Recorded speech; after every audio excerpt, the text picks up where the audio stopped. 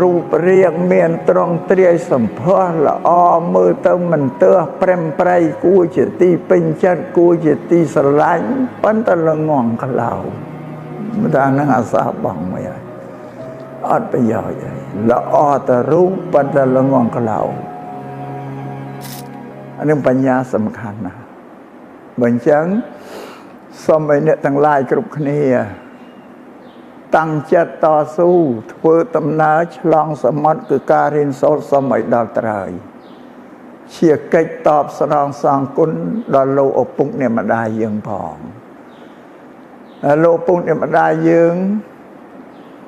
ក៏ឲ្យយើងរៀនសូត្រប្រាថ្នាចង់ឲ្យកូននឹងមានបញ្ញាតាមពិតទៅលោកឪពុកអ្នកម្ដាយយើងបច្ចុប្បន្ននេះក៏មិនសូវមានកម្រិតវប្បធម៌ឲ្យបានខ្ពង់ខ្ពស់ដូចយើងទេព្រោះកាលសម័យរបស់គាត់ជាកាលវិបត្តិអត់បានរៀនសូត្រអីទេប្រទេសវផាន់ប្រែក៏រៀនសូត្របានតិចតួចទេ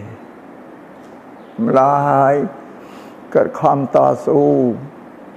ប្រកបអាជីវកម្មផ្សេងមកបណ្ដុះបណ្ដាលយើងជាកូននេះហើយក្នុងវ័យយើងជាយុវវ័យអត់មានការងារអីទេគ្រឿងឧបភោគប្រើប្រាស់គ្រឿងបរិភោគលោកឪពុកអ្នកម្ដាយរកត្រៀមឲ្យអស់ហើយសម្រាប់យើងមានតែការសិក្សារៀនសូត្រនឹងឯងដែលជាការងារចាំបាច់របស់ផងយើងហ្នឹងអានឹងសូមបញ្ជាក់អញ្ចឹងបើអញ្ចឹងសូមឲ្យសិស្សានុសិស្សទាំងអស់គ្នានេះខំតស៊ូការរៀនសូត្រនឹងឲ្យដល់ត្រើយជាកិច្ចតបស្នងសងគុណដល់លោកឪពុកអ្នកម្ដាយយើងផងគាត់ក៏ចង់ឲ្យកូនមានបញ្ញាឧត្តមឧត្តមខ្ពង់ខ្ពស់នោះប៉ុន្តែអ្នកដែលរៀនអរយៈកាល20ឆ្នាំមិនមែនជារឿងស្រួលទេលំបាកបើមិនយល់ពីតម្លៃនៃចំណេះវិជ្ជាទេទន្លាក់ចោលហើយការងារហ្នឹងអត់បានរៀនធៀវតទៅទៀតតើអ្នកយល់ពីតម្លៃវិជ្ជាមានតម្លៃយ៉ាងណាបានតស៊ូរៀនសូត្របានហ្នឹងបានជាមានបណ្ឌិតអ្នកប្រាជ្ញដូនតាយើងលោករៀបជាច្បាប់មួយដាស់តឿនពួកអ្នករៀនហ្នឹងឲ្យយើងមាន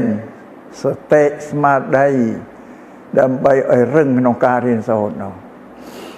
លោកថាអ្នករៀនទាំងឡាយ